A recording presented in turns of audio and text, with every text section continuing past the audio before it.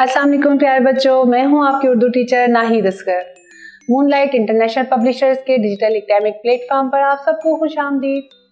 Kingdom Urdu series में movers का जो सबक आज हम पढ़ रहे हैं वो क्या है?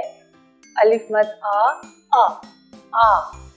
इसको मुंह खोलकर आ से बोलेंगे। इसके ऊपर क्या होती है अलामत? मद। अलिफ के ऊपर मद की अलामत डालें तो अलिफ मद आ बन जाता है। आ से क्या क्या चीजें बनती हैं? आलू, जो कि बच्चों को बहुत पसंद होते हैं, अक्सर बच्चों को बहुत पसंद है।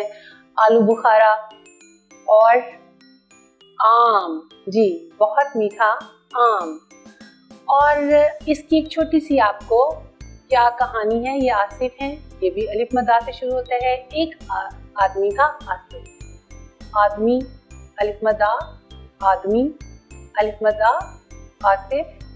आसिफ एक आम आदमी था, उसे आम, आलू और आलू बुखारे बहुत पसंद थे। वो इन्हें आंगन में बैठकर आसमान की तरफ देखकर खाता था। इसमें हमने कितने ज़्यादा अलिफ मद देखे। मैंने अभी आपको जो कहानी सी सुनाई है कि आसिफ एक आम आदमी था। आसिफ अलिफ मद आदमी अलिफ मद आलू। उसे क्या क्या पसंद था? आम, आलू बुखारे।